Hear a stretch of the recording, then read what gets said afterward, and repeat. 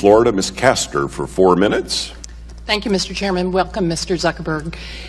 For all of the benefits that Facebook has provided in building communities and connecting families, I think a devil's bargain has been struck. And in the end, Americans do not like to be manipulated. They do not like to be spied on. We don't like it when someone is outside of our home watching. We don't like it when someone is following us around the neighborhood, or even worse, following our kids or stalking our children. Facebook now has evolved to a place where you are tracking everyone. You are collecting data on just about everybody. Yes, we understand the Facebook users that proactively sign in are part of that platform, but you're following Facebook users even after they log off of that platform and application. And you are collecting personal information on people who do not even have Facebook accounts. Isn't that right? Congresswoman, I believe that yes or no? Congresswoman, I'm not sure that, I don't think that that's what we're tracking. No, you're collecting, you have already acknowledged that you are doing that for security purposes and commercial purposes. So you're collecting data outside of Facebook. When someone goes to a website and it has the Facebook like or share, that data is being collected by Facebook, correct? Congresswoman, yes or no? That's right, that we understand in order to show which of your friends. Yeah, so for people that like don't even have Facebook, I don't think that the average American really understands that today, something that fundamental. And that you're tracking everyone's online activities, their searches. You can track what people buy, correct? Congresswoman, you're collecting that data, what people purchase online. Yes or no? Actually, if they share it with us, but Congresswoman, because it has a share button, so it's gathering. Facebook has the application. In fact, you patented applications to do just that. Isn't that correct?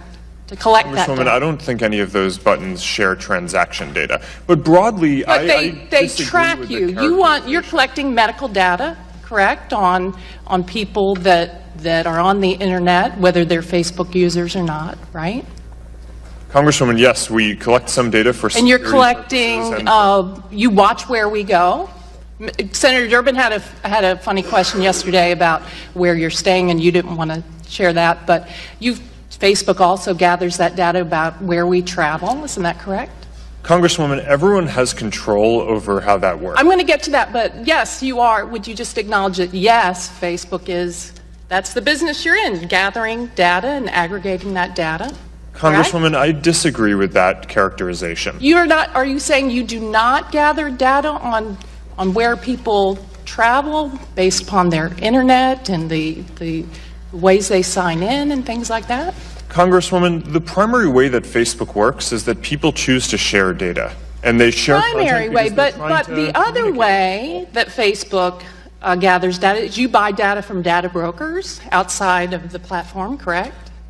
Congresswoman, we just announced 2 weeks ago that we were going to stop interacting with data brokers, and even though that's an industry norm, to make it so that the advertising can be more relevant. But I think in the end, it's practically impossible these days to remain untracked in America for all the benefits Facebook has brought and the internet.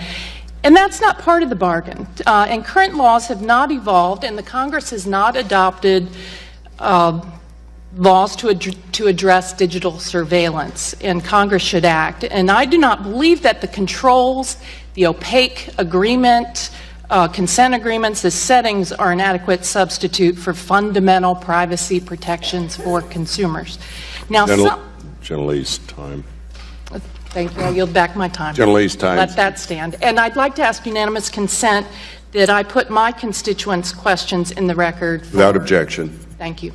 Chair now recognizes gentleman from Kentucky, Mr. Guthrie, for... Thank you, Mr. Chairman. Thanks for being here. When I first got into public office, the internet was really kicking off, and I had a lot of people complain about ads, just the inconvenience of ads, trying to get in the cumbersome of the internet.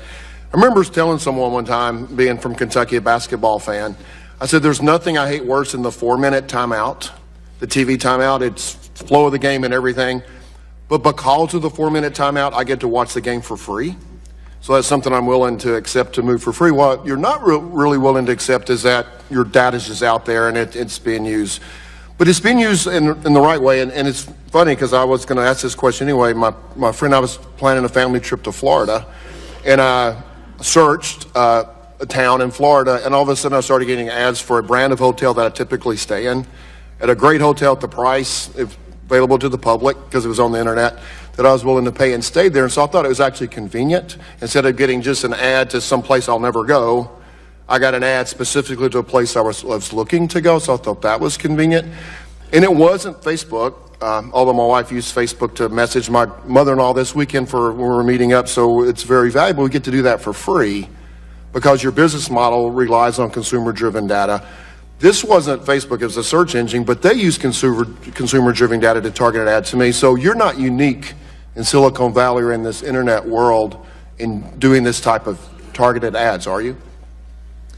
No, Congressman, you're right. I mean, this is ad-based business models have been a common way that people have been able to offer free services for a long time. And our social mission of trying to help connect everyone in the world relies on having a service that can be affordable for everyone, that everyone can use. And that's why the ads business model is in service of the social mission that we have. And I think sometimes that gets lost, but I think that's a really important point. But you're different in that instead of getting just say, when I'm watching the Hilltoppers on basketball, the person advertising me doesn't know anything about me. I'm just watching the ad, so there's no data, no agreement, or no risk, I guess, there. But with you, there is consumer-driven data. But if we were to greatly reduce or stop, or just greatly reduce through legislation the use of consumer-driven data for targeting ads, what do you think that would do to the internet? And when I say internet, I mean everything, not just Facebook. Well, Congressman, it would make the ads less relevant. So if we had less revenue, what would that do to them? Yeah, it would reduce, it would have a number of effects. For people using the services, it would make the ads less relevant to them. For businesses, like the small businesses that use advertising, it would make advertising more expensive because now they would have to pay more to reach more people and efficiently because targeting helps small businesses be able to afford and reach people as effectively as big companies have typically had the ability to do for a long time. It would affect our revenue some amount too, but I think there are a couple of points here that are lost. One is that we already give people the control to not use that data in ads if they want. Most people don't do that. I think part of the reason for that is that people get that if they are going to see ads, that they want them to be relevant. But the other thing is that a lot of what our business, what makes the ads work, or what makes the business good is just that people are very engaged with Facebook. We have more than 1 billion people who spend almost an hour a day across all our services. I have 30 seconds, so I appreciate the answer to that. But if so I didn't opt out, so forth, and all of a sudden I say, this just doesn't work for me, so I want to delete. You told Congressman Rush that you could delete. What happens to the data? It's there, it's been used, Cambridge Analytica may have it. So what happens when I say, Facebook, take my data off your platform? If you delete your account, we immediately make it so that your account is no longer available once you're done deleting it. So no one can find you on the service. We wouldn't be able to recreate your account from that. We do have data centers and systems that are redundant, and we have backups in case something bad happens. And over a number of days, we'll go through and make sure that we flush all the content out of the system. But as soon as you delete your account, effectively that content is dismantled, and we wouldn't be able to put your account back together if we wanted. Gentleman's time. Well, thank you. My time is fair. I appreciate it. Recognize the gentleman from Maryland, Mr. Sarbanes, for 4 minutes. Thank you, Mr. Chairman. Good morning, Mr. Zuckerberg. I wanted to get something in the record quickly before I move to some questions. You had suggested in your testimony over the last couple of days that Facebook notified the Trump and Clinton campaigns of Russian attempts to hack in to those campaigns, but representatives of both campaigns in the last 24 hours have said that didn't happen. So we're going to need to follow up on that and find out what the real story is. Do you want me to? No, I'd like to move on. You can provide a response to that in writing if you would. Let me ask you, is it true that Facebook offered to provide what I guess you refer to as dedicated campaign embeds to both of the presidential campaigns? Congressman, I can quickly respond to the first point, too. Just say yes or no. Were there embeds? I need to get to that because I don't have time. Were there embeds in the two campaigns? Were offers of embeds?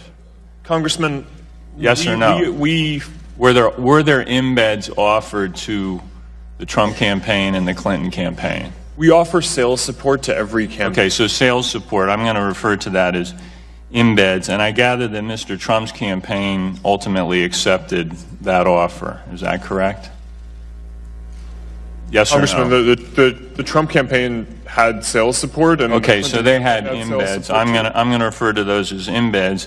What I'd like you to do, if you could, we're not going to have time for you to do this now, but if you could provide to the committee both the initial offer terms and then any subsequent offer terms that were presented to each candidate in terms of what the embed services would be, that would be very helpful.